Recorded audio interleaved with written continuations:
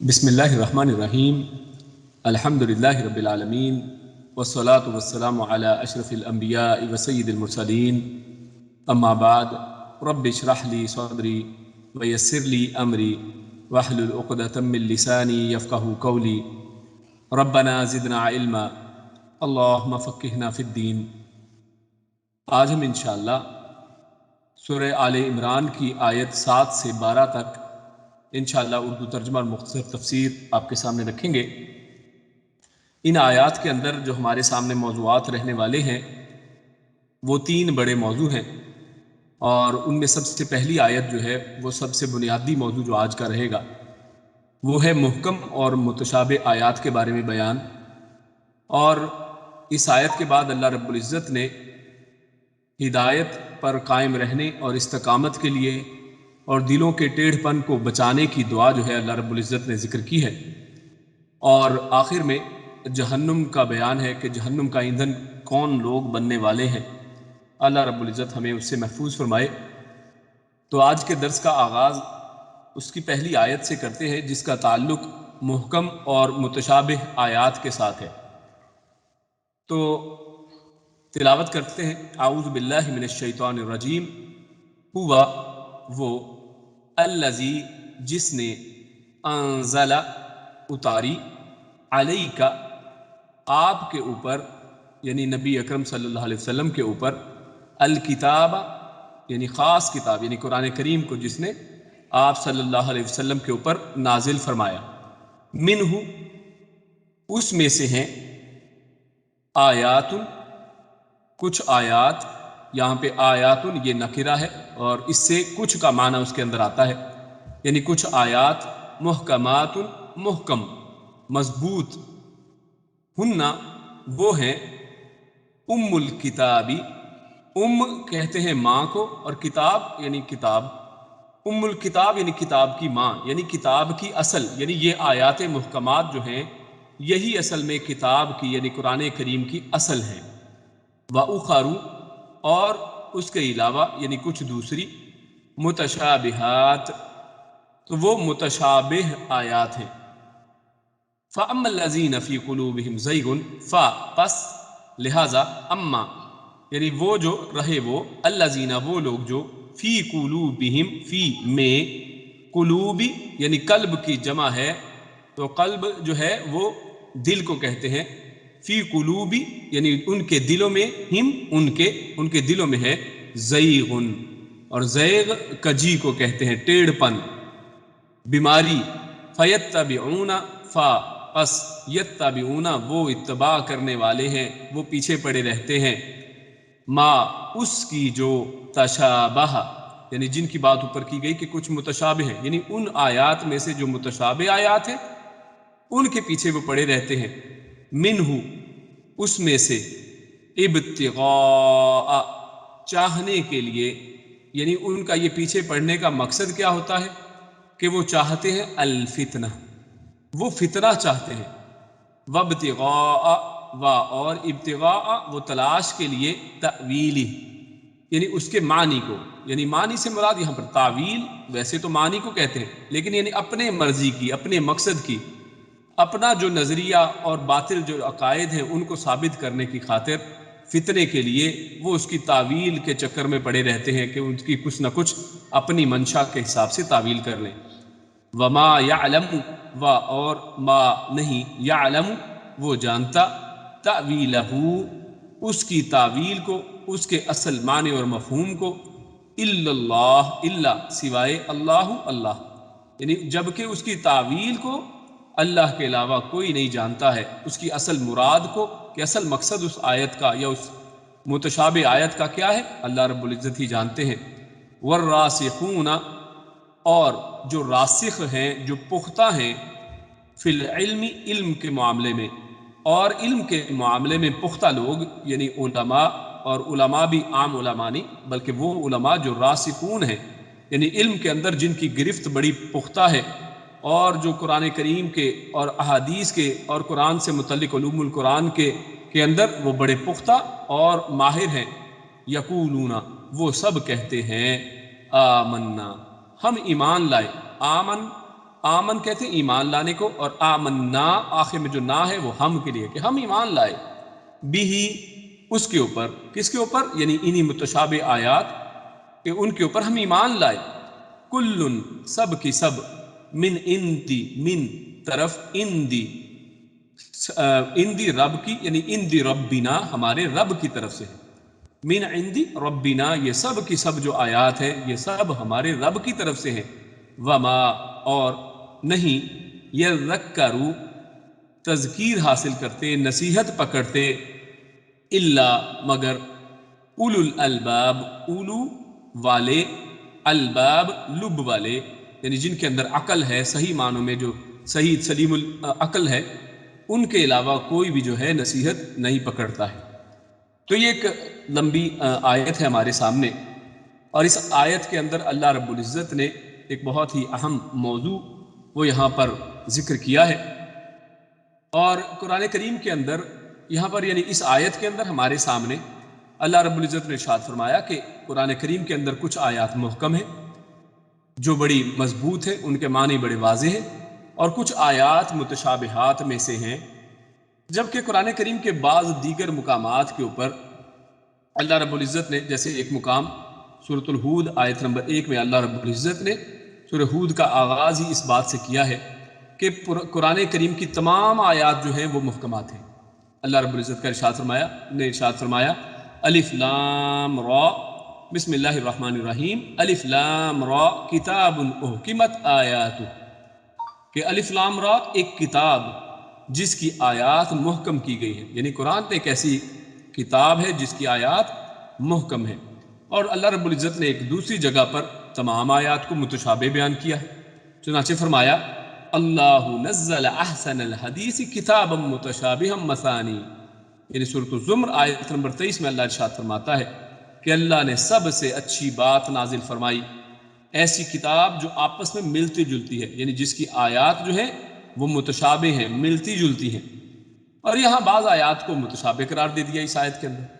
تو لہٰذا ہمارے سامنے یہ دو باتیں آئیں کہ کچھ جگہ پر اللہ رب العزت نے تمام قرآن مجید کی آیات کو محکم کہا ہے، کچھ میں متشابہ کہا ہے،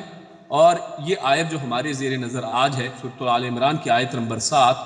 اس کے اندر اللہ رب العزت نے کچھ آیات کو محکم اور کچھ کو متشابہ کہا ہے، مگر اس میں یعنی محسوس ایسا ہوتا ہے کہ یہ تینوں آیات میں تضاد اور ایک دوسرے کے اندر ٹکراؤ ہے، یعنی ایک جگہ کہا جا رہا ہے کہ کچھ محکم کچھ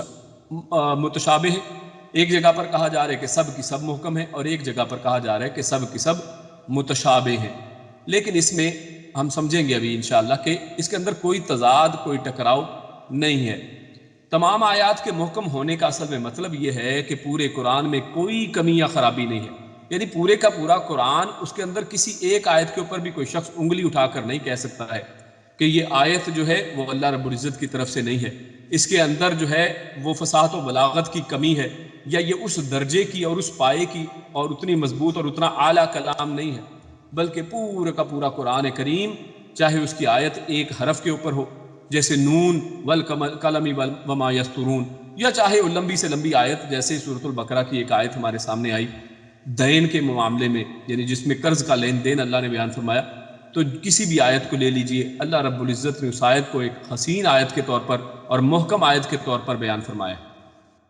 اور متشابہ ہونے کا مطلب یہ ہے کہ اس کی تمام آیات فصاحت اور بلاغت اور مضامین و معانی میں ایک دوسرے سے ملتی جلتی ہیں۔ ہم دیکھتے ہیں کہ بعض اوقات قرآن کریم کی وہی آیت جو ہے کبھی اور کسی اور جگہ پر پھر دوبارہ سے اسی طرح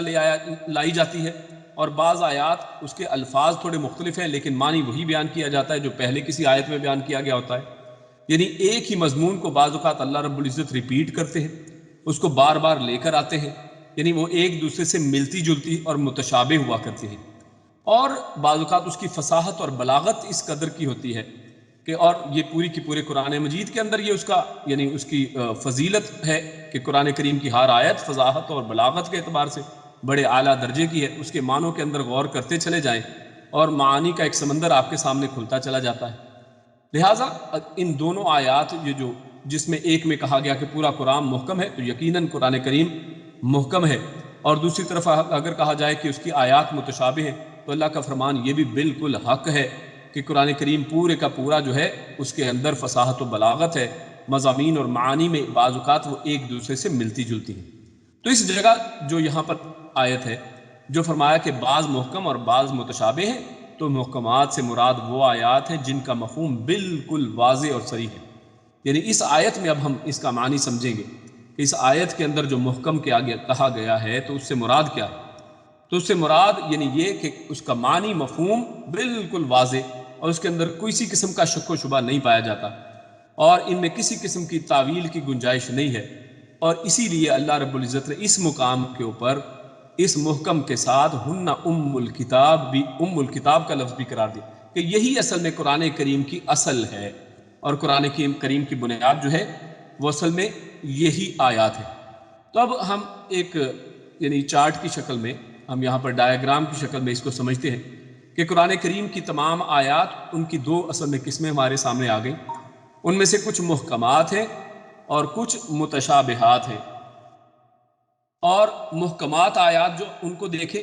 تو ان کا معنی بہت ہی واضح ہے، ان کے اندر کسی قسم کی وضاحت کی ضرورت نہیں پڑتی، اس کو ڈائریکٹ صرف ترجمہ پڑھ لیا جائے تو اس کے اندر معنی مفہوم ہماری سمجھ میں آ جاتا ہے۔ اور ان آیات محکمات کے اندر اللہ رب العزت نے عقائد بیان فرمائے ہیں، عبادات بیان فرمائی ہیں، احکام و مسائل بیان فرمائے ہیں۔ اسی طرح نواہی یعنی جن چیزوں سے منع کیا گیا ہے وہ ہمارے سامنے آتی ہیں، اور اس کے علاوہ اللہ رب العزت نے نصیحت کی باتیں اور عبرت اور دیگر قوموں کے جو واقعات کے ان کے ساتھ اللہ رب العزت نے کیا کیا، وہ تمام کی تمام چیزیں ہمارے سامنے ایک محکمات کی شکل میں، انتہائی مضبوط اور واضح بات کی شکل میں ہمارے سامنے آ جاتی ہیں۔ اور اس کے علاوہ اس کے مقابلے میں دوسری طرف اللہ رب العزت نے قرآن کریم کے اندر متشابہات جو نازل فرمائی ہیں، تو ان میں سب سے پہلی بات جو سمجھنے کی ہے وہ یہ کہ اس کا جو معنی ہے وہ یہ کہ ملتے جلتے اس کے کئی معنی پائے جاتے ہیں۔ یعنی ایسی آیات ہیں کہ جن کے اندر کئی معنی کیے جا سکتے ہیں، اس کا کوئی ایک معنی جو ہے مخصوص نہیں ہے، یعنی اس کے کئی معنی کیے جا سکتے ہیں، اور اس کا اصل معنی ان کئی معنوں میں سے کیا ہے وہ واضح نہیں ہے۔ اصل مراد اللہ رب العزت کی وہاں پر کیا ہے وہ واضح نہیں ہے۔ اللہ رب العزت نے انہیں متشابہات اسی لیے بنایا ہے، اس کے اصل معنی کو اللہ رب العزت نے واضح نہیں فرمایا ہے، اور یہ اس میں کوئی کمی نہیں ہے بلکہ یہ اس کی فصاحت اور بلاغت کے اعتبار سے کہ اللہ رب العزت نے یہاں پر اس کو فصیح و بلیغ بنایا۔ اس کے کئی معنی کیے جا سکتے ہیں، لیکن اس کا اصل معنی کیا ہے، اس کی اصل مراد کیا ہے،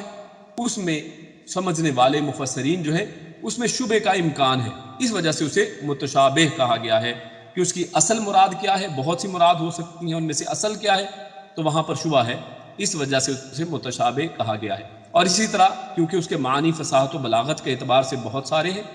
لہٰذا اس کے اندر تعویل کی گنجائش موجود ہے، اس کے اندر کئی معنی کیے جانے کی گنجائش موجود رہتی ہے۔ اور اس اعتبار سے جو ایک اور اہم بات ہمیں سمجھنے کی ہے وہ یہ کہ اس کی تفصیلات جاننا ضروری بھی نہیں ہے۔ یعنی وہ جو متشابہ آیات ہیں، یعنی اللہ رب العزت نے کوئی ہمارے لیے پہیلیاں نہیں بنائی ہیں کہ ہم یعنی ان کو جاننا ضروری ہے اور اس کے معنی کے پیچھے پڑے، جیسا کہ اس آیت کے اندر بھی اللہ رب العزت نے ارشاد فرمایا کہ اللہ رب العزت نے ان کو متشابہ بنایا ہے، اور اس کے پیچھے پڑنے والے کون ہیں کہ جو فتنہ چاہتے ہیں اور جو اپنی مرضی کی تعویلیں کرنا چاہتے ہیں، وہ لوگ ایسے متشابہات کے اندر پڑ جاتے ہیں، جبکہ ان کی تفصیل جاننا ضروری ہی نہیں ہے اور نہ ہی ممکن ہے۔ یعنی بعض چیزیں تو ایسی ہیں کہ اس کی ضرورت نہیں ہے کہ اس کی تفصیل جانی جائے، اور بعض ایسی ہیں کہ اگر تفصیل جاننے کے اندر ہم پڑھ بھی جائیں تو ہم جان ہی نہیں سکتے ہیں، کیونکہ اللہ رب العزت نے اسے بیان نہیں فرمایا ہے۔ لہٰذا جو آخری بات متشابہات کے حوالے سے اور سب سے بڑی اور اہم بات ہے وہ یہ کہ ان کے اوپر مجمل ایمان جو ہے وہ ضروری ہے۔ یعنی ان کے متشابہ ہونے کے باوجود اور ہمارے سامنے ان کے معنی مفہوم کے صحیح طریقے سے واضح ہو جانے نہ ہونے کے باوجود اس کی اصل مراد کیا ہے ہمیں معلوم نہیں پڑتا، لیکن اس کے باوجود ہم ان آیات کے اوپر ایمان لاتے ہیں، ان کو جوں کا توں ہم مانتے ہیں۔ اور اسی طرح اسی لیے تفسیر وحیدی میں لکھا ہے کہ صفات الہیہ کے منکرین اللہ تعالیٰ کے استواء یعنی اللہ رب العزت کے، جیسے اللہ رب العزت قرآن میں فرماتا ہے ثم استوى علی العرش، کہ اللہ رب العزت عرش پر مستوی ہے، تو جو صفات الہیہ کے منکر ہیں، جو اس کا انکار کرنے والے لوگ ہیں، وہ استواء یعنی اللہ رب العزت کے عرش کے اوپر ہونے اور اس کے ہاتھ ہونے کہ اللہ رب العزت کا ہاتھ ہے، جیسے اللہ رب العزت نے قرآن کریم کے اندر بیان فرمایا ہے اور نبی اکرم صلی اللہ علیہ وسلم نے احادیث کے اندر وضاحت فرمائی ہے، اور اسی طرح اور اس کے نزول کہ اللہ رب العزت ہر رات کو آسمان دنیا پر اور قیامت کے دن زمین پر اترنے کو متشابہات قرار دیتے ہیں. یعنی وہ کہتے ہیں کہ یہ آیات یعنی اللہ کا ہاتھ ہے، اللہ تعالیٰ عرش پر مستوی ہوا اور اللہ رب العزت نزول فرماتے ہیں، ان تمام چیزوں کو وہ کہتے ہیں یہ متشابہات ہیں. اور وہ کیونکہ وہ صفات الہیہ کا انکار کرتے ہیں، اور اس انکار کی بنیاد پر ایسی آیات جو اللہ رب العزت نے واضح طور پر قرآن کریم کے اندر بیان فرمائی ہیں. اللہ رب العزت واضح فرماتا ہے کہ اللہ رب العزت عرش کے اوپر ہے. اللہ رب العزت نے اپنے لیے ید کا لفظ قرآن کریم کے اندر استعمال فرمایا ہے. والسماوات مطویات بیمینہ، اللہ رب العزت قرآن میں ارشاد فرماتا ہے کہ آسمان جو ہے قیامت والے دن اس کے دائیں ہاتھ کے اندر اس کے اندر لپٹے ہوئے ہوں گے. تو لہٰذا ید کا لفظ اللہ رب العزت نے اپنے لیے استعمال کیا ہے. تو لیکن وہ اس کا انکار کرنے کے لیے وہ ان آیات جو واضح ہیں ہمارے سامنے، جو متشابہات نہیں ہیں، ان کو متشابہ قرار دے دیتے ہیں. تو ان کے معنی، اور وہ کہتے ہیں کہ ان کے معنی سمجھنا جو ہے وہ ناممکن ہے، جبکہ اللہ رب العزت نے وضاحت سے ان کی بات کی ہے. مگر جو اہل الحدیث ہیں، جو قرآن کریم کو احادیث نبویہ اور نبی اکرم صلی اللہ علیہ وسلم کی احادیث کی روشنی میں سمجھتے ہیں، وہ ان آیات کو محکم مانتے ہیں. یعنی ایسے ہی کسی محکم آیت کو متشابہ قرار نہیں دیتے ہیں، اور ان کے معنی کو واضح ہم سمجھتے ہیں کہ ان کے معنی واضح طور پر اللہ رب العزت نے استعمال کیے ہیں. البتہ ہاں یہ بات ہے کہ ہم اس کی کیفیت کو اللہ کے سپرد کرتے ہیں. ہم کہتے ہیں کہ اللہ رب العزت نے ید کا لفظ استعمال کیا ہے، اللہ کا ہاتھ ہے، لیکن اللہ کا ہاتھ کیسا ہے ہم اس کے اندر نہیں پڑھتے ہیں. وہ اللہ تعالیٰ جیسے چاہتے ہیں ویسا ہے. اور اسی طرح اللہ رب العزت عرش پر مستوی ہیں، وہ کیسے مستوی ہیں ہم اس کی تفصیل کے اندر نہیں پڑھتے ہیں، کیونکہ اس کا علم ہم لوگوں کو نہیں ہے. تو لہٰذا ہم اس کے اوپر ایمان تو لاتے ہیں، جو یہاں پر بات ہوئی ہے کہ وہ ایمان لاتے ہیں. بات ہوئی والراسخون فی العلم یقولون آمنا بہ، کہ جو علم کے اندر راسخ ہیں، پختہ ہیں، یہ کہتے ہیں کہ ہم اس کے اوپر ایمان لے کر آئے. یعنی جو بھی چیز متشابہ کے اندر اگر ہو تو اس کے اوپر تو ویسے ہی وہ ایمان لے کر آتے ہیں. وہ کہتے ہیں ہم اس کی تفصیل میں نہیں پڑھتے ہیں، لیکن جو چیز ویسے ہی محکم ہو تو اس کو ماننے میں تو کسی قسم کا تردد نہیں ہونا چاہیے. تو اس حوالے سے آگے چلتے ہیں. تو اس آیت کے حوالے سے دیکھتے ہیں کہ اصل میں یہ آیت یہاں پر لانے کا مقصد کیا ہے. تو ہم نے پچھلے درس میں سورۃ آل عمران کے شروع کی آیات میں یہ چیز پڑھی تھی کہ ان آیات کے اندر اصل میں ایک پس منظر میں وہ واقعہ ہے کہ جب عیسائیوں کا وفد نبی اکرم صلی اللہ علیہ وسلم کے پاس آتا ہے، تو عیسائیوں کے ساتھ ایک بات چیت کا معاملہ وہاں پہ تھا. تو کیونکہ عیسائی دراصل متشابہات میں پڑھنے ہی کی وجہ سے گمراہ ہوئے تھے، یعنی عیسائیوں نے بہت سی چیزوں میں جو ان کے نبی عیسیٰ علیہ السلام تھے، انہوں نے ان متشابہ آیات کو غلط مفہوم لیا اور اپنی مرضی کا من مرضی مفہوم لیا، اور اسی وجہ سے وہ گمراہ ہوئے. اس لیے سورہ آل عمران کے شروع ہی میں اللہ رب العزت نے اس موضوع کو یہاں پر ذکر فرما دیا ہے. اور اس آیت میں نصارہ کو تنبیہ ہے کہ وہ عیسیٰ علیہ السلام سے متعلقہ، یعنی اللہ نے ان کو کلمۃ اللہ کہا ہے، اور روح منہ وغیرہ آیات سے عیسیٰ علیہ السلام کے الہ ہونے کی طرف وہ اشارہ لیتے ہیں، جبکہ یہ چیز جو ہے متشابہات میں ہونے کی وجہ سے اور اللہ کا بیٹا ہونے پر وہ استدلال کرتے ہیں. جبکہ اللہ نے قرآن کریم کی دیگر آیات میں واضح طور پر ارشاد فرمایا ہے کہ ان ہوا الا عبد انعمنا علیہ، کہ نہیں ہے وہ مگر ایک بندہ جس پر ہم نے انعام کیا. اللہ نے خود ان کو بندہ کہا ہے تو اس کو رب بنا لیتے ہیں، یعنی متشابہ کے اندر پڑ جاتے ہیں. اور اسی طرح اللہ نے ارشاد فرمایا وَإِنَّ مَثَلَ عِيسَىٰ عِندَ اللَّهِ كَمَثَلِ آدَمَ، کہ عیسیٰ علیہ السلام کی مثال تو اللہ کے ہاں آدم علیہ السلام کی طرح، یعنی ان کے اس معجزے کی وجہ سے وہ یہ کہتے ہیں کہ یہ اللہ کے بیٹے ہیں، جبکہ اللہ ارشاد فرماتے ہیں کہ آدم کے تو نہ ماں ہے اور نہ ہی باپ ہے، اللہ نے ان کو بنا ماں باپ کے پیدا کیا ہے. تو بے شک عیسیٰ کی مثال اللہ کے نزدیک آدم کی مثال کی طرح ہے. تو ان پر اور ان جیسی دیگر آیات پر دھیان جو ہے، وہ جو واضح آیات ہیں ان پر دھیان نہیں دیتے ہیں، محکمات کو وہ چھوڑ دیتے ہیں اور متشابہات کی طرف پڑ جاتے ہیں. تو لہٰذا اس وجہ سے اللہ رب العزت نے اسی پس منظر میں اس آیت کو یہاں پر لے کر آئے ہیں. تو آگے جو اللہ رب العزت نے ارشاد فرمایا فَأَمَّا الَّذِينَ فِي قُلُوبِهِمْ زَيْغٌ، یعنی وہ لوگ جن کے دلوں میں کجی ہے، ٹیڑھ پن ہے، بیماری ہے، اور جن کا مشغلہ ہی محض فتنہ جوئی ہوتا ہے، وہ محکمات کو چھوڑ کر متشابہات کے پیچھے پڑتے ہیں. اور چونکہ وہ کئی معانی کا احتمال رکھتے ہیں، اس لیے وہ ان سے وہ معنی نکالتے ہیں جو قرآن کی صریح اور محکم آیات کے خلاف ہوتے ہیں۔ اسی لیے تو اللہ رب العزت نے متشابہات میں پڑھنے سے منع کیا ہے، کیونکہ ان کے اندر احتمال یہ ہے کہ اس کے کئی معنی ہو سکتے ہیں، اور یہ لوگ جو ہے فتنہ انگیز لوگ یہ دیگر محکم آیات کا لحاظ نہیں کرتے ہیں، ان کو پڑھتے نہیں ہیں، ان کی طرف جاتے نہیں ہیں، اور ان متشابہ آیات کے ایسے ایسے مطلب نکال لیتے ہیں کہ جو محکم آیات کے خلاف ہوا کرتے ہیں۔ اسی وجہ سے اللہ کے پیارے رسول صلی اللہ علیہ وسلم نے صحیح بخاری اور مسلم کی ایک حدیث ہے جس میں اللہ کے نبی صلی اللہ علیہ وسلم ارشاد فرماتے ہیں کہ ابو عبید اللہ نعمان بن بشیر رضی اللہ تعالی عنہما سے روایت ہے کہ میں نے رسول اللہ صلی اللہ علیہ وسلم سے سنا کہ آپ نے فرمایا کہ بے شک حلال ظاہر ہے اور حرام بھی ظاہر ہے، اور ان دونوں کے درمیان شبے والی چیزیں ہیں جنہیں بہت سے لوگ نہیں جانتے،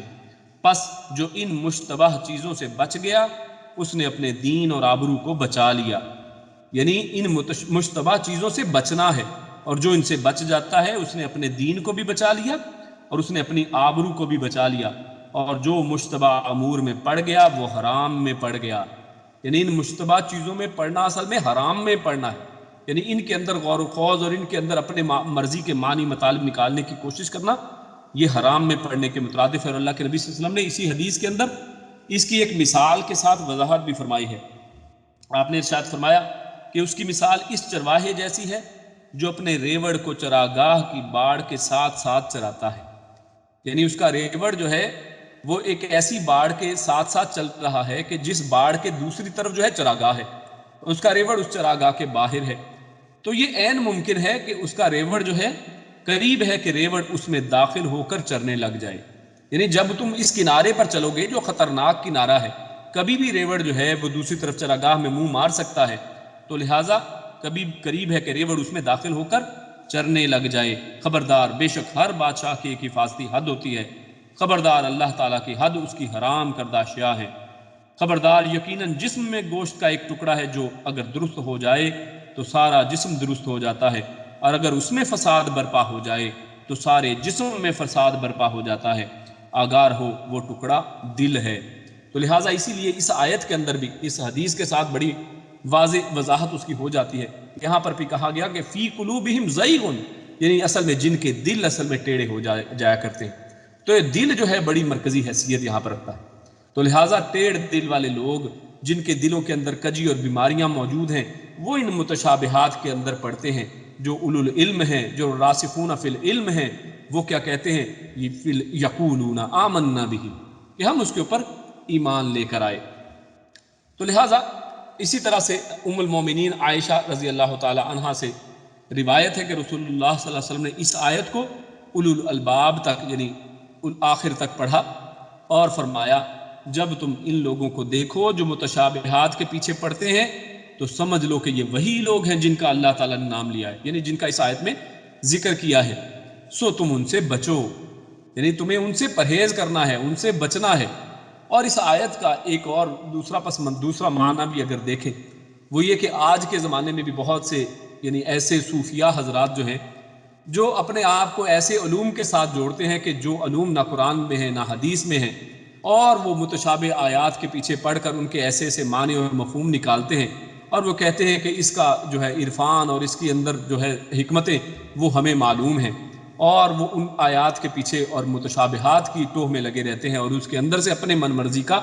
مطلب نکالتے ہیں۔ تو اس حدیث کی روشنی میں ہمیں ان سے بچنا ہے، سو تم ان سے بچو۔ اور اس حدیث کو بھی بخاری نے روایت کیا ہے۔ رسول اللہ صلی اللہ علیہ وسلم نے فرمایا کہ قرآن میں جھگڑنا کفر ہے، یعنی قرآن کریم کے اندر یعنی یہ جو متشابہات آیات ہیں انہی کے اندر سے اپنی مرضی کے معنی نکال کر اس کے اندر جھگڑنا جو ہے یہ کفر ہے، اور پس ضروری ہے کہ قرآن کا جو حصہ محکم ہے اس پر ہم عمل کریں، اور جو متشابہ ہے اس پر جوں کا توں ایمان رکھا جائے اور تفصیلات سے بحث نہ کی جائے، یعنی اس کے اندر تفصیل میں پڑھنے کی ضرورت ہی نہیں۔ اور اس آیت کا جو یہ حصہ ہے کہ جہاں پر اللہ رب العزت ارشاد فرماتے ہیں وَمَا يَعْلَمُ تَأْوِيلَهُ إِلَّا اللَّهُ، یعنی فرمایا کہ اس کا علم جو ہے وہ اللہ کے علاوہ کوئی نہیں جانتا ہے۔ ان متشابہ آیات کے معنی اور مفہوم کو، اصل مراد کو اللہ کے علاوہ کوئی نہیں جانتا ہے۔ تو اکثر ائمہ لفظ اللہ پر وقف کرتے ہیں، یعنی وہ اس آیت کو اس طرح سے پڑھتے ہیں وَمَا يَعْلَمُ تَأْوِيلَهُ إِلَّا اللَّهُ، اور یہاں پر روک دیتے ہیں، اور پھر اس کے بعد وَالرَّاسِخُونَ فِي الْعِلْمِ، وقفے کے بعد یعنی اس کو علیحدہ پڑھتے ہیں، اس سے نیا کلام شروع سمجھتے ہیں، یعنی متشابہات کی اصل مراد اللہ کے علاوہ کوئی نہیں جانتا۔ یعنی اس طرح روکنے سے فائدہ یہ ہوتا ہے کہ وہ اس کا یہ معنی اس طرح سے لیتے ہیں کہ اللہ کے علاوہ ان متشابہات کے معنی کو، مراد کو کوئی نہیں سمجھتا ہے، اور راسخ جو علم کے اندر راسخ ہیں، علم کے اندر پختہ لوگ ہیں، وہ کہتے ہیں کہ محکم اور متشابہ سب ہمارے رب کی طرف سے ہے۔ وہ یہ کہتے ہیں راسخون فی العلم یقولون آمنا بہ کل من عند ربنا، ہر چیز یعنی قرآن کریم میں چاہے وہ متشابہ ہو چاہے وہ محکم ہو، ہم ہر ایک پر ایمان لاتے ہیں کیونکہ سب کا سب ہمارے اللہ کی طرف سے۔ اور کچھ ائمہ کا کہنا یہ ہے کہ والراسخون فی العلم جو ہے اس کو جوڑ کر اس کے ساتھ پڑھنا ہے، یعنی الا اللہ پر روکنا نہیں ہے، یعنی وہ اس طرح پڑھتے ہیں وما یعلم تأویلہ الا اللہ والراسخون فی العلم، کہ اس کا مطلب یعنی وہ ان دونوں کو جوڑتے ہیں اور معنی یہ نکلتا ہے کہ اللہ کے علاوہ اور جو راسخ ہیں علم کے اندر ماہر اور پختہ لوگ ہیں، ان کے علاوہ اس کا معنی اور مفہوم کوئی نہیں جانتا ہے۔ اور جب اہل زیغ اور اس کا پس منظر لیکن اس کا معنی اور مفہوم کو سمجھ لیں کہ جب اہل زیغ یعنی جن کے دلوں میں ٹیڑھ ہے، جو کجی والے لوگ ہیں، جب وہ متشابہ آیات کا پیچھا فتنے کی تلاش کے لیے اور ان سے فاسد معنی اور مراد اور غلط معنی لینے کے لیے کرتے ہیں اور ایسے معنی نکالتے ہیں جو قرآن و حدیث کی نصوص کے خلاف ہوتے ہیں، حالانکہ ان کا اصل معنی اللہ تعالیٰ جانتا ہے، پھر بھی وہ اس کے پیچھے پڑے رہتے ہیں اور غلط معنی نکالتے ہیں، تو یا پختہ علم والے جو کہتے ہیں کہ ہم اس پر ایمان لائے، تو اس صورت میں یعنی جب وہ زیغ والے ٹیڑھ والے لوگ اس کا غلط معنی اور مفہوم نکالتے ہیں تو اس وقت پختہ علم والے کہتے ہیں کہ ہم اس پر ایمان لائے، یعنی تم تو اس کا غلط معنی اور اپنی طرف سے معنی کرتے ہو، ہم اس کے اوپر صرف ایمان لے کر آتے ہیں، یہ سب ہمارے رب کی طرف سے ہے، اس لیے ان کا ایسا معنی مراد ہو ہی نہیں سکتا جو دوسری آیات اور حدیث کے خلاف ہو۔ یعنی تم جو ایسا معنی نکال رہے ہو کہ جو قرآن کریم کی صریح نصوص اور دوسری محکم آیات کے الٹ جاتا ہے، خلاف جاتا ہے، تمہارا مراد لیا ہوا معنی قرآن کریم کی واضح آیات کے خلاف جاتا ہے، تو ہم اس کے اوپر اصل میں ایمان نہیں لاتے ہیں، یہ جو تم اس کے الٹ مطلب نکالتے ہو۔ کیوں؟ کیونکہ اللہ رب العزت کا کلام محکم اور متشابہ دونوں اللہ ہی کی طرف سے ہیں، وہ کسی دو خداؤں کی طرف سے نہیں ہے، وہ اسی اللہ ہی کا نازل کیا ہوا ہے، لہٰذا ہم ان دونوں پر ایمان لاتے ہیں، ان دونوں کے اندر کبھی بھی تضاد ممکن نہیں ہے۔ اور وما یذکر الا اولو الالباب، یعنی لبن، یہ الباب کا معنی یہ لب سے دیا گیا ہے، یعنی جس کا معنی خالص عقل، یعنی بالکل راسخ صحیح والی عقل، جس عقل میں خواہش پرستی، بدعت یا شرک کی آمیزش ہو وہ لب نہیں ہو سکتی۔ مقصد یہ ہے کہ متشابہ کے اصل معنی تک رسائی کی توفیق اہل علم کو بھی ہوتی ہے، مگر صرف ان اہل علم کو جن کی عقل ہر قسم کی خواہش پرستی، بدعت اور شرک سے پاک ہوتی ہے۔ حدیث میں ہے کہ رسول اللہ صلی اللہ علیہ وسلم نے ابن عباس رضی اللہ تعالی عنہما کے لیے دعا فرمائی کہ اللہم فقہہ فی الدین وعلمہ التأویل، تو یہاں پر تعویل کا علم کے لیے اللہ کے نبی صلی اللہ علیہ وسلم نے ابن عباس رضی اللہ تعالی عنہما کے لیے دعا فرمائی ہے کہ اللہ اسے دین میں سمجھ عطا فرما اور اسے تعویل کا علم عطا فرما۔ معلوم ہوا کہ تعویل کا علم یعنی قرآن کریم جو یہاں پر لفظ آیا تھا کہ وما یعلم تأویلہ الا اللہ، کہ اللہ کے علاوہ اس کی تعویل کو کوئی نہیں جانتا ہے، اور اسی لیے بعض علماء ان دونوں کو ملا کر پڑھتے ہیں والراسخون فی العلم، یعنی وہ راسخون فی العلم کو بھی، علم کے اندر پختہ لوگوں کو بھی یہ مانتے ہیں کہ ان کو اس کی تعویل کا علم کسی قدر ہوتا ہے، جیسا کہ اس حدیث سے ثابت ہوا کہ ابن عباس رضی اللہ تعالی عنہما کے لیے اللہ کے نبی نے دعا کی ہے کہ ان کو تعویل کا علم عطا فرمایا جائے۔ اور اس کو سمجھنے کے لیے، اس کو تھوڑا مزید آسان کرنے کے لیے احسن البیان میں جو لکھا گیا ہے اس کو آپ کے سامنے رکھتے ہیں۔ احسن البیان، تفسیر احسن البیان میں ہے کہ تعویل کے ایک معنی تو یہ ہے کہ کسی چیز کی اصل حقیقت اس معنی کے لحاظ سے الا اللہ پر وقف ضروری ہے، یعنی اگر دیکھا جائے کہ کسی چیز کی اصل حقیقت کی تعویل، اگر یہ معنی لیا جائے تعویل کا کہ کسی چیز کی اصل حقیقت کیا ہے، تو یہ صرف الا اللہ، یعنی یہ اللہ ہی کو صرف معلوم، اللہ کے علاوہ کسی کو کسی ان متشابہ آیات کی اصل حقیقت کا علم نہیں ہے۔ کہ اس کا اصل معنی کیا ہے، کیونکہ یہ ہم معنی اور بہت سے معنی ہو سکتے ہیں ان متشابہ آیات کے، تو اس کا اصل مطلب کیا ہے اللہ کے علاوہ کوئی نہیں جانتا۔ تو ایک تعویل کا یہ معنی ہے، کیونکہ ہر چیز کی اصل حقیقت واضح طور پر اللہ ہی جانتا ہے۔ تو تعویل کے دوسرے معنی یہ ہو سکتے ہیں کہ کسی چیز کی تفسیر اور بیان اور توضیح، یعنی اس کی اصل حقیقت کی بات نہیں ہو رہی، بلکہ ہو رہی ہے کہ اس کی تفسیر کیا ہے۔ تعویل تفسیر کو بھی کہتے ہیں، اور بہت سی جو یعنی قرون اولیٰ کی جو تفاسیر ہے قرآن کریم کی، ان کو تفسیر قرآن کہنے کی بجائے تعویل القرآن کہا جاتا تھا۔ یعنی اس زمانے میں یہ جو تفسیر کا لفظ ہے یہ استعمال ہی نہیں ہوا کرتا تھا، بلکہ اس کی جگہ پر تعویل کا لفظ استعمال ہوا کرتا تھا۔ تو یہ تعویل اور تفسیر ہم معنی ہے، تو یہ بھی مراد اگر لے لیا جائے، تعویل کا دوسرا مطلب لیا جائے جس کا معنی یہ ہے کہ وہ تفسیر ہے، یعنی قرآن کریم کی آیات، جیسے ہم بھی آج قرآن کریم کی آیات کی تفسیر پڑھ رہے ہیں، تو ہم لوگ جو ہیں اس کی تفسیر کو پڑھ سکتے ہیں، تو اس کی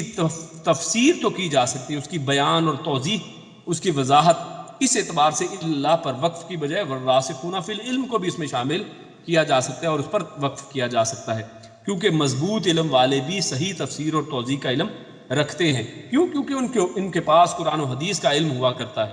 وہ قرآن مجید کو پڑھتے ہیں، وہ قرآن مجید کی ایک آیت کو دوسری آیت سے تفسیر کرتے ہیں، وہ قرآن کریم کی آیات کو صحیح احادیث کی روشنی میں، کیونکہ ان کے سامنے بہت سی صحیح احادیث ہوا کرتی ہیں، تو اس کی روشنی میں ان آیات کو سمجھ سکتے ہیں۔ ہاں، اصل بات جو منع کی گئی ہے اور جو غلط ہے وہ یہ کہ انسان جو ہے وہ فتنے کی خاطر اور تلاش، یعنی وہ ابتغاء الفتنہ، جیسے قرآن نے یہاں پر کہا ہے، یعنی فتنہ چاہنے کے لیے اور اس کو اپنی من مرضی کی تفسیر اس کے کرنے کے لیے، اپنی من مرضی کا معنی لینے کے لیے وہ متشابہ کے اندر پڑتا ہے، تو یہ غلط ہے۔ اور جو نیک لوگ ہیں جو علم کے اندر راسخ ہیں وہ ان کو مانتے ہیں، اس کے اوپر ایمان لے کر آتے ہیں، اور اس کی جو تفاسیر جو ہیں قرآن و حدیث کے اندر موجود ہیں اس کے اوپر وہ ایمان لے کر آتے ہیں اور اس کی وضاحت کرتے ہیں، اور اپنی مرضی سے معنی و مفہوم اس کے اندر شامل نہیں کرتے ہیں۔ تو تعویل کے یہ دونوں معنی قرآن کریم کے استعمال سے ہمارے سامنے آ جاتے ہیں۔ تو اس کے بعد قرآن کریم کی اس سے اگلی آیت کی طرف چلتے ہیں،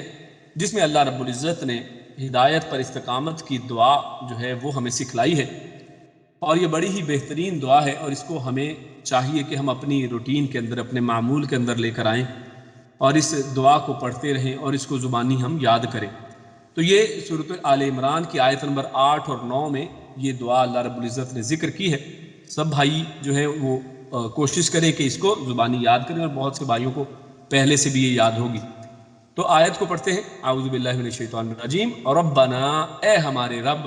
لا تزغ، لا نہ، تزغ تو کجی پیدا کر، تو ٹیڑھ پیدا کر، قلوبنا ہمارے دلوں میں، یعنی اے رب تو ہمارے دلوں میں ٹیڑھ پیدا نہ کر، بعد میں، جب ہدیتنا، ہدیتا تو نے ہدایت دی، نہ ہم کو، یعنی جب تم نے ہمیں ہدایت دے دی تو ہدایت دینے کے بعد ہمارے دلوں کو ٹیڑھا نہ کرنا، ہمارے دلوں کو اس ہدایت کے اوپر ہی رہنے دینا، وہب، اور عطا فرمانا، لنا ہمارے لیے، من لدن کا، من سے، لدن یعنی طرف کا، اپنی طرف سے، رحمت، اور ہمیں اپنی طرف سے رحمت عطا فرمانا، انکا، بے شک تو، انتا، تو یہاں پر دیکھیے 2 دفعہ تو اور تو کا لفظ ہے، کا مطلب بھی تو ہے اور انتا کا مطلب بھی تو ہے، تو مطلب بے شک تو ہی، یعنی اس کے اندر تاکید کے لیے، اس کے معنی کے اندر زور اور شدت پیدا کرنے کے لیے یہاں پر 2 دفعہ یہ چیز آئی ہے، انکا انتا، یعنی بے شک تو ہی، یعنی تیرے علاوہ کوئی اور ہے ہی نہیں، کون؟ الوہاب، عطا کرنے والا۔ تو اس آیت بڑی ہی واضح آیت ہمارے سامنے، اور اگلی آیت بھی ساتھ پڑھتے ہیں، ربنا، اے ہمارے رب، انکا، بے شک تو، جامع، جمع کرنے والا ہے، الناسی، لوگوں کو، لیومین، لیے، یومن، ایک دن، یعنی اس دن کے لیے، لا ریب، اور یہ ہم شروع میں بھی سورۃ البقرہ کی دوسری آیت کے اندر پڑھ کے آئے تھے، ذالک الکتاب لا ریب، اور یہاں پر لا ریبن نہیں ہے بلکہ لا ریبا ہے، اور اس لیے جب یہ ریبا بن کی بجائے، یعنی اس کے تنوین کو ہٹا کر ایک حرکت جب استعمال کی جاتی ہے تو یہ جو لا ہے اس کا معنی بنتا ہے لائے نفی جنس، یعنی یہ پوری ریب کی ہر جنس کی نفی کرتا ہے، یعنی کسی قسم کا کوئی شک ہی نہیں ہے جس کے اندر، یعنی شک کی جو بھی قسم ہو سکتی ہے، کسی نسل کا، کسی قسم کا شک جس دن کے بارے میں نہیں ہے، یعنی یہ دن اتنا یقینی ہے کہ اس کے لیے اللہ رب العزت نے کہا ہے یوم لا ریب فیہ، کہ جس کے اندر کوئی شک نہیں ہے۔ ان اللہ، ان بے شک اللہ، اللہ لا یخلف، نہیں وہ خلاف ورزی کرتا، المیعاد، میعاد کی، وعدے کی، جو اس نے وعدہ کر رکھا ہے اللہ رب العزت اس کے خلاف نہیں کرتا ہے۔ یعنی اللہ رب العزت نے اس دن کا وعدہ کیا ہے جس دن اللہ رب العزت لوگوں کو جمع کریں گے، اور اللہ رب العزت اپنے وعدے کے خلاف نہیں کرتا ہے۔ تو یہ وہ دعا ہے۔ اب اس کو پچھلی آیت کے ساتھ تھوڑا جوڑ کے دیکھیے کہ یہ وہ دعا ہے جو راسخ فی العلم حضرات اللہ تعالیٰ کے حضور کرتے رہتے ہیں۔ یعنی پیچھے کیا بات ہوئی تھی کہ جو جن کے دلوں میں ٹیڑھ ہے وہ کیا کرتے ہیں، وہ قرآن مجید کی متشابہ آیات میں پڑھتے ہیں، ان کے غلط مفہوم نکالنے کی کوشش کرتے ہیں، اس سے لوگوں کے اندر فتنہ پیدا کرنے کی کوشش کرتے ہیں۔ اور جو راسخ فی العلم ہے وہ ان آیات کے اوپر ایمان لاتے ہیں، اور ایمان کے ساتھ ساتھ وہ یہ دعا کیا کرتے ہیں، وہ کہتے ہیں ہدایت پر کہ اللہ تعالیٰ ہم کو ہدایت پر رکھ، اور ہدایت پر ثابت قدمی کی دعا کے ساتھ قیامت کے دن اللہ کے سامنے پیش ہونے کا یقین بھی ہر وقت ان کے پیش نظر رہتا ہے۔ یعنی وہ ان آیات کے اندر اس وجہ سے بھی نہیں پڑھتے، وہ اللہ رب العزت سے ڈرتے رہتے ہیں کہ کہیں ہم نے اس کا غلط مطلب بیان کیا اور ہمارے دلوں میں کہیں ٹیڑھ پیدا ہو گئی تو قیامت والے دن اللہ کے سامنے تو حاضر ہونا ہے، اور اس کے اندر کسی قسم کا کوئی شک نہیں ہے، اور اللہ رب العزت اپنے وعدے پورے کرے گا۔ اور اللہ کے وعدے کیا ہے کہ اللہ رب العزت جو ہے وہ نیک لوگوں کو اللہ رب العزت ان کا اجر عطا فرمائے گا، اور برے لوگوں کو اللہ رب العزت نے جہنم واصل کرنا ہے۔ تو لہٰذا وہ اس چیز کو اپنے سامنے رکھتے ہیں اور اللہ رب العزت سے ڈرتے رہتے ہیں، اور اللہ رب العزت سے اپنے دل کے ٹیڑھا ہونے سے بچنے کی دعائیں کیا کرتے ہیں، اور ہدایت کے اوپر استقامت کی دعا کرتے رہتے ہیں۔ اور ان کی اصل کوشش اور دعا دنیا کے لیے نہیں ہوتی۔ یعنی اس آیت میں اور ان کی دعا جو ہمارے سامنے آتی ہے، اس میں یہ بھی پتہ چلتا ہے کہ اس دعا کے اندر آخرت ہی آخرت ہے۔ یعنی اے اللہ تو ہمارے دلوں کو ٹیڑھا نہ کرنا، اور اپنی طرف سے رحمت عطا فرمانا، اور تو ہی عطا کرنے والا ہے، تیرے علاوہ کوئی عطا کرنے والا نہیں ہے۔ اور قیامت والے دن کے اوپر ہمیں بالکل یقین ہے کیونکہ اس کے اندر کسی قسم کا شک نہیں ہے، لہٰذا آخرت کی طرف اور قیامت کے دن کا خوف جو ہے ان کے دلوں میں رہتا ہے۔ ام سلمہ رضی اللہ تعالی عنہا سے روایت ہے کہ رسول اللہ صلی اللہ علیہ وسلم اکثر یہ دعا کیا کرتے تھے، یا مقلب القلوب ثبت قلبی علی دینک، یعنی اے دلوں کو پھیرنے والے میرے دل کو اپنے دین پر ثابت رکھ۔ اور اسی طرح سورۃ الفاتحہ کے اندر جو ہر نماز میں ہم پڑھتے ہیں کیا، اہدنا الصراط المستقیم، اے اللہ رب العزت تو ہمیں سیدھے راستے کے اوپر چلا، اس کی ہدایت ہمیں عطا فرما۔ تو لہٰذا یعنی راسخون فی العلم جو ہیں اور نیک لوگ جو ہیں، جو اللہ سے ڈرنے والے تقوی والے لوگ ہیں، وہ اللہ رب العزت سے اپنے دلوں کی ہدایت اور اپنے دلوں کے ٹیڑھ پن سے بچاؤ کی دعا کیا کرتے ہیں۔ آگے چلتے ہیں۔ اس آیت میں اللہ رب العزت نے جہنم کا ایندھن بننے والوں کا ذکر کیا ہے، اور یہاں پر 3 آیات، آیت نمبر 10 سے 12 تک، تینوں کو کیونکہ ان کا ایک ہی یعنی موضوع ہے، ان کو اکٹھا یہاں پر کیا گیا ہے۔ آپ کے سامنے اس کا ترجمہ سب سے پہلے رکھتے ہیں۔ ان الذین کفروا، ان بے شک، الذین وہ لوگ جو، کفروا کفر کیا، یعنی جن لوگوں نے، بے شک وہ لوگ جنہوں نے کفر کیا، جنہوں نے انکار کیا، جو لوگ متکبر ہوئے۔ تو کفر کا مطلب یہ سب ہے۔ لن تغنیا، لن ہرگز نہ، تغنیا بچا سکیں گے، یعنی غنی ہو سکیں گے، وہ بچا سکیں گے، بے پرواہ ہو سکیں گے، عنہم ان کو، اموالہم ان کے مال، یعنی جو لوگ کفر کر چکے، جنہوں نے کفر کیا۔ اور یہاں پر غور کیجئے، پہلے تو بات کیا ہو رہی ہے، متشابہات اور اس طرح کی باتیں چل رہی ہیں، اور اس سے بھی پہلے جو بات ہے وہ نجران کے وہی عیسائی، ان کا وفد آتا ہے، ان کی بات چل رہی ہے۔ تب اس سب کے پس منظر میں اب ہم ان چیزوں کو دیکھیں، اس آیات کو دیکھیں، تو ان میں اصل میں انہی کفار کو مخاطب کیا گیا ہے، اور کہا گیا کہ ان الذین کفروا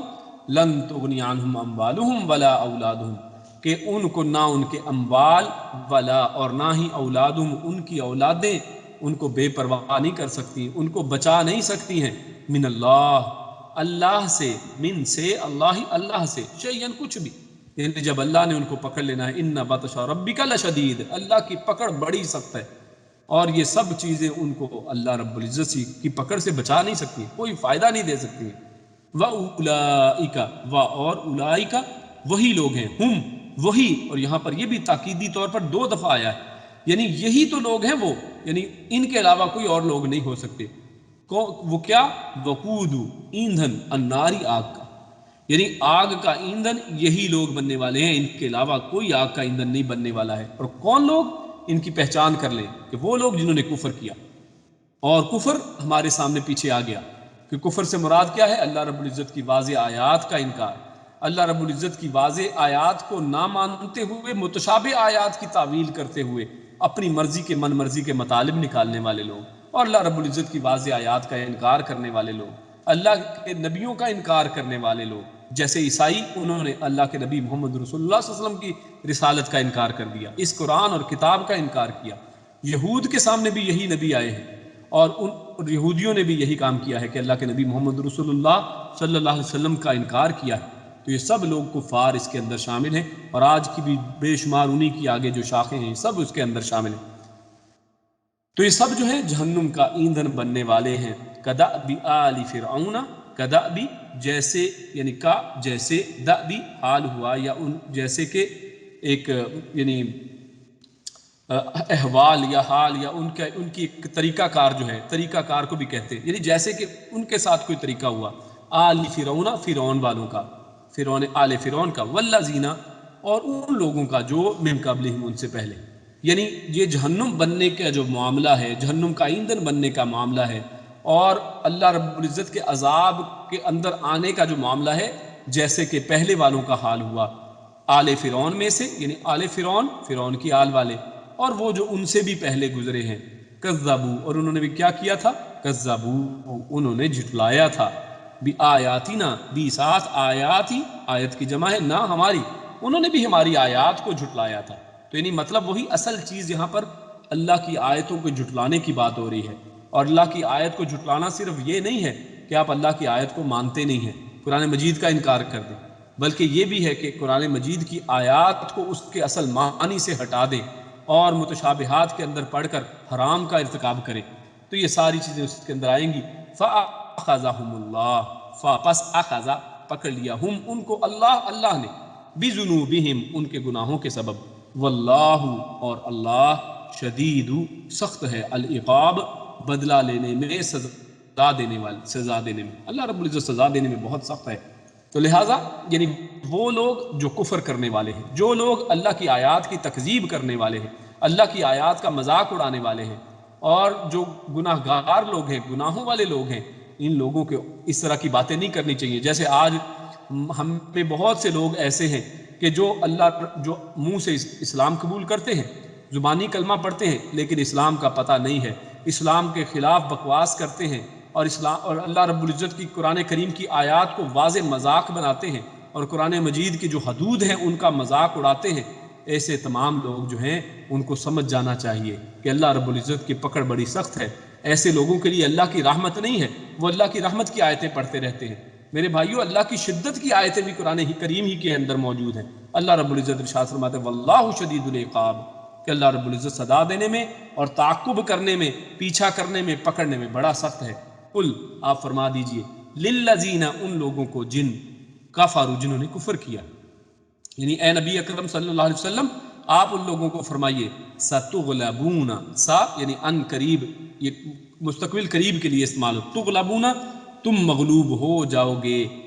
وتحشرون، یعنی تم پر مسلمان غالب آ جائیں گے، تم لوگ اس وقت پھر چیمپئن نہیں رہو گے، تم اس وقت جو ورلڈ آرڈر بنانے والے اور دنیا کے سپر پاور نہیں رہو گے، تو تم ان قریب مغلوب ہو جاؤ گے، وتحشرون، اور تم سب کو اکٹھا کیا جائے گا، تم سب کو، حشارہ کہتے ہیں اکٹھا کرنے کو، تم سب کو اکٹھا کیا جائے گا، الی جہنم، جہنم کی طرف، یعنی تم مغلوب ہو جاؤ گے، پھر تمہارا کنٹرول، تم کسی کے اوپر کنٹرول نہیں کر پاؤ گے، تم خود مغلوب ہوگے، اور تمہیں اللہ رب العزت جہنم کی طرف اکٹھا کرے گا۔ وبئس المہاد، اور بئس برا ہے، المہاد یہ ٹھکانہ، جہنم بہت ہی برا ٹھکانہ ہے۔ اللہ رب العزت ہم لوگوں کو جہنم سے محفوظ فرمائے۔ تو ان آیات کے اندر جو مختصراً اس کی تفسیر ہمارے سامنے آتی ہے کہ جس طرح کا عذاب قوم فرعون اور پہلی امتوں کو رسولوں کے جھٹلانے کی وجہ سے دیا گیا، اسی طرح کا عذاب ان اموال اور اولاد والے کفار کو بھی دیا جائے گا، یعنی جس کا ذکر اللہ رب العزت نے پہلی آیت کے اندر کیا کہ ان کو ان کے مال اور اولاد فائدہ نہیں دے سکیں گے، ان کو ان کا مال اور اولاد جو ہے کسی قسم کا فائدہ نہیں دے گا۔ یہاں ان کفار سے مراد وفد نجران، یہود، مشرکین عرب اور دوسرے تمام کفار بھی ہو سکتے ہیں۔ شوکانی نے اسی طرح ذکر فرمایا ہے کل الذین کفروا، تو اللہ تعالیٰ فرماتا ہے کہ اے محمد صلی اللہ علیہ وسلم کافروں سے کہہ دیجئے کہ دنیا میں بھی ذلیل و مغلوب کیے جاؤ گے، ہارو گے، ماتحت بنو گے، اور قیامت کے دن بھی ہانک کر جہنم میں جمع کیے جاؤ گے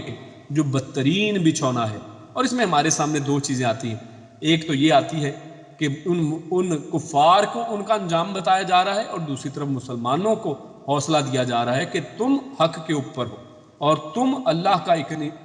اقرار کرنے والے ہو، اللہ کے انکار کرنے والے نہیں ہو، لہٰذا تمہیں اس چیز کے اوپر یقین رکھنا چاہیے کہ اللہ رب العزت اس دین کو اور تم لوگوں کو غالب کر کے رہے گا جب تک تم حق کے اوپر رہو گے۔ اور اسی طرح سے اللہ رب العزت نے یہ جو یہاں پر فرمایا کل الذین کفروا، تو یہاں پر کافروں سے مراد یہودی ہیں۔ اس آیت کے نزول کے بعد بنو قریظہ کے قتل، بنو نذیر کے جلا وطن اور خیبر کے فتح ہو جانے سے قرآن کی یہ پیش گوئیاں بحمدللہ حرف بحرف سچ ثابت ہوئی، یعنی یہ واقعات اس کے بعد آئے ہیں، اس آیت کے بعد۔ اور اللہ رب العزت نے یہ جو فرمایا کہ تم مغلوب ہو جاؤ گے، تو اللہ رب العزت نے یہ کر کے دکھا دیا۔ مسلمانوں نے اپنی آنکھوں سے، صحابہ کرام نے اللہ کے نبی کی زندگی میں یہ سب کچھ دیکھ لیا۔ اور سیرت ابن اسحاق میں ہے کہ جب بدر کی جنگ سے حضور صلی اللہ علیہ وسلم مظفر و منصور یعنی جیت کر واپس آئے تو بنو قینقاع کے بازار میں یہودیوں کو جمع کیا اور ان کو فرمایا کہ اس سے پہلے کہ قریش کی طرح تمہیں بھی ذلت و پستی دیکھنا پڑے، اسلام قبول کر لو۔ یعنی بدر والوں کو تو ہم ہرائے ہیں، اور یہ جو مشرکین مکہ تھے ان کو تو ذلت دیکھنا پڑی ہے، تو اب تم بھی ٹھیک ہو جاؤ، ایسا نہ ہو کہ اسلام جو ہے وہ تمہارے اوپر بھی اپنی تلواریں اٹھائے۔ تو اس سرکش جماعت نے جواب دیا کہ چند قریشیوں کو جو فنون جنگ سے ناشنا تھے، یعنی انہوں نے اپنے اوپر تکبر کیا اور ان کہا کہ یہ قریشیوں کو تو آتی نہیں ہے جنگ کرنی، ان کو تو جنگ کرنا آتی نہیں ہے، تو ان کو آپ ہرا کر چند قریشیوں کو آپ نے انہیں ہرا لیا ہے اور دماغ میں غرور سما گیا ہے۔ یعنی مسلمانوں کہتے کہ تم مغرور ہو گئے ہو، تم سمجھتے ہو کہ اس چھوٹی سی جماعت کو ہرا کر، ان جنگ سے ناشنا لوگوں کو ہرا کر تم مغرور ہو گئے ہو۔ اگر ہم سے لڑائی ہوئی تو ہم بتائیں گے کہ لڑنے والے ایسے ہوتے ہیں، تو آپ کو ابھی تک ہم سے پالا ہی نہیں پڑا ہے۔ یعنی جب ان یہودیوں نے یہ باتیں کی تو اس پر یہ آیت اتری کہ انقریب اے کافرو تم مغلوب ہو جاؤ گے اور تم نے اللہ کے سامنے اکٹھے بھی ہونا ہے، اللہ تمہیں اکٹھا کر کے جہنم کے اندر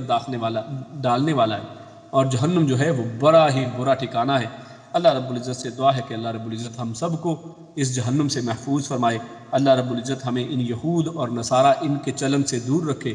جیسے ہم سورۃ الفاتحہ کے اندر ہمیشہ پڑھتے ہیں کہ اہدنا الصراط المستقیم صراط الذین انعمت علیہم غیر المغضوب علیہم ولا الضالین، کہ اللہ ہمیں ان کے راستے پر نہ چلانا کہ جو مغضوب ہوئے یعنی یہودی جن کے اوپر اللہ کا غضب ہوا، اور نہ ہی ان کے جو گمراہ ہوئے جیسے کہ عیسائی ہیں۔ تو اللہ رب العزت ہم سب کو دین حق کی توفیق عطا فرمائے۔ اللہ رب العزت ہمارے سب کے دلوں کو ٹیڑھ سے بچائے، ان کو ایمان اور اسلام کے اوپر ثابت قدم رکھے، اور اللہ رب العزت کی تمام آیات کا اقرار کرنے کی توفیق عطا فرمائے اور اس کے اوپر عمل کی توفیق عطا فرمائے۔ اللہ رب العزت نیک عمل اور اچھی سمجھ کی توفیق عطا فرمائے۔ سبحان ربک رب العزت عما یصفون وسلام علی المرسلین والحمد للہ رب العالمین۔ جزاکم اللہ خیرا وبارک اللہ فیکم۔ السلام علیکم ورحمۃ اللہ وبرکاتہ۔